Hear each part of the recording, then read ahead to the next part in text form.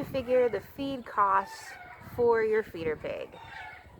Good afternoon, everybody, and that's what we're going to talk about today. So I made up some graphics to go with this video, and I'll be talking you through them at the same time, so it's like a barn cast and a video all wrapped up into one. But anyway, here we go.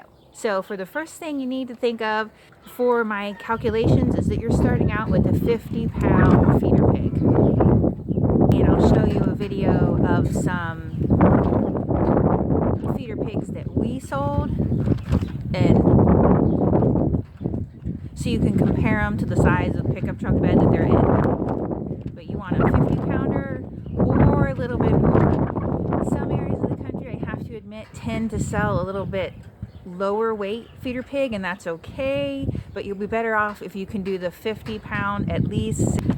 Then, since you're starting off with a 50-pound pig, we're going to be needing to get that pig to gain 200 pounds. So you're going from 50-pound feeder pig to 250-pound market hog.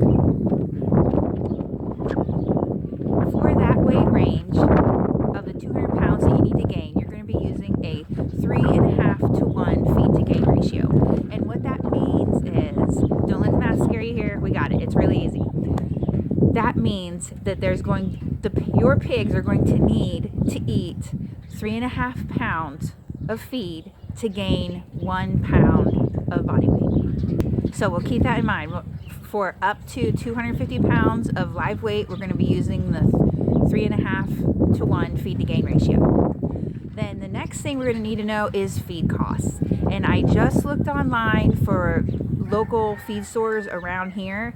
I use TSC and Rural King, and if you don't have those in your area, that's okay, just find the ones that you do. So I just picked some feed that would be, to the best of my abilities, representative of what you are likely to be able to find.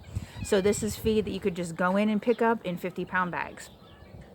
Now, let me be clear, if you have a feed mill in your area, that's a place that actually grinds feed on site, and usually it'll be in 100-pound sacks, but don't let that scare you. Go for the feed mill feed. If at all possible, you're going to save a ton of money. Usually it's not quite half price, but it's close. But if you don't have that, do the best you can. But anyway, I looked up prices at TSC and Rural King, so let me show you what I got. We're going to use a low-cost feed example and then a higher-cost feed example. So the low-cost feed example I found was $12.50 for 50-pound bag, which equals, that makes it 25 cents a pound for your feed. So you're going to need about 700 pounds of feed. So 25 cents a pound times 700 pounds gets you $175. So that's $175 worth of feed into that pig to get it from 50 pounds to 250 pounds when you are paying $12.50 for a 50-pound bag of feed. If you are thinking that you'd like a little bit heavier of a pig, things change a little bit once you get past the 250-pound live weight mark. From 250 pounds plus, normally I'd be thinking more go like to 300 pounds live weight, you're going to be needing to use a 5 to 1 feed to gain ratio. So for that last 50 pounds, to take your pig from 250 pounds live weight to 300 pounds live weight, or a little bit more, you're going to be needing to change your calculations a teeny bit, and that is going to be a 5 to 1 feed to gain ratio, meaning for every 5 pounds your bigger pig eats, it'll gain 1 pound of body weight. So to get that 50 pounds of extra body weight that you need, you're going to need to times that by 5 pounds of feed, which brings you up to an extra 250 pounds of feed needed. And that 250 pounds of feed that you need at 25 cents a pound takes you up to another $62.50. So that extra $62.50 plus your original $175 takes you up to a total of $237.50 to get your 50-pound pig up to 300 pounds. Okay, so that's the lower cost example. Now we'll move on to feed that's a little bit pricier per bag. So in the higher cost example, we're talking about feed that's $20 a bag. That's $20 a 50-pound bag. So that would be 40 cents a pound. That brings you up to $280. So you're going to be spending $280 to get your feeder pig from when you bought it at 50 pounds up to 250 pounds. Okay? Then to get that extra 50 pounds or so, to get it topping out over 300 pounds live weight, you're going to need to spend, or plan on spending, another $100 on feed, since this feed is 40 cents a pound. So that takes your total feed to get your pig up to 300 pounds live weight. That takes your total feed costs up to $380. Here's a few things that you should keep in mind. Like I said, if you have an actual feed mill where they actually grind the feed on site, please stop in and see what they can do for you. Chances are really, really good that the price is going to be a ton better there. So give them a shot first. The next thing you need to know is, and this is for all feeder pigs, whether you have the more expensive feed or the less expensive feed available to you.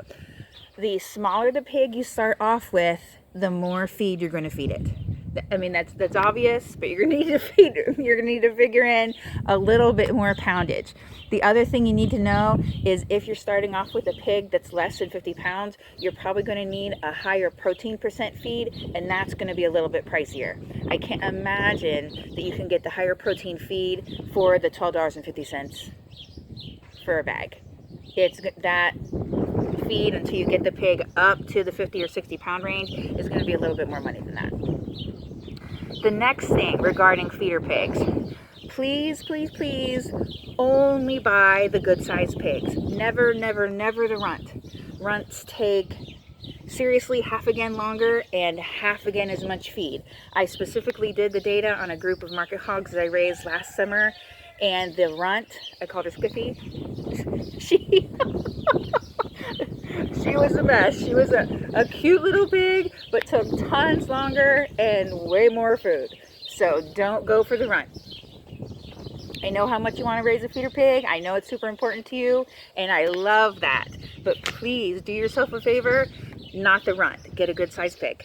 And then the last thing for feeder pigs is have all of what I would call the vet work done, but it's not exactly vet work. By that, what I mean is castration and deworming if you need it done in your area. Now, I have to tell you, if I was buying feeder pigs around here, we usually don't deworm. If you want to, go for it. And if most people in your area do deworm, definitely do it. Ask the people you're buying the pig from and see what they do and go with their recommendations. As far as castration, do not take home a boar pig. Don't do it. Pigs grow so fast that it will just be a mess to try to get a hold of that thing and castrate it once it's at your house. Please, please, please. Pick the barrows only. Barrow just means castrated male pig. Yeah, so barrows only. You definitely don't want to be doing castration yourself, especially as a first-time pig raiser. I do have to say, if you end up deciding to buy your pig from an auction, be sure to call ahead of time to see how they do it.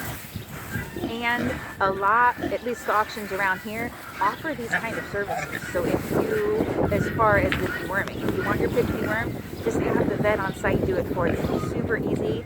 It'll cost you a little bit of money, but it's nowhere near what it costs you to do it yourself. So definitely go with having the castration and deworming if you need it done before you get those pigs. I have tons of articles on my site all about figuring out feeder pig costs, and to be honest, if it's even worth it to you to raise a feeder pig for yourself, I show you how to figure out all the math. So check out my site, familyfarmlivestock.com. Then just put pigs in the search bar and all the pig articles will come up. If you'd prefer to read, that information's all there for you as well.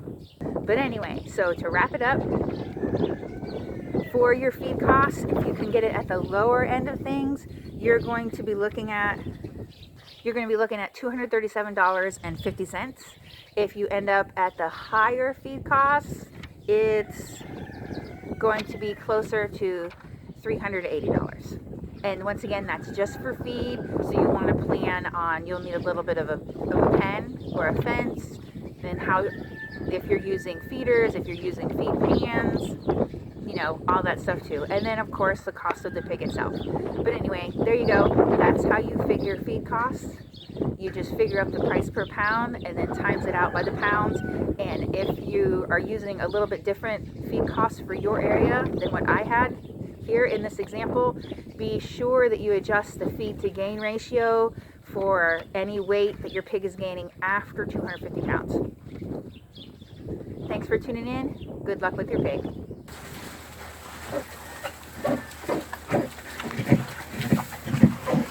Been a lot of digging on this corner today.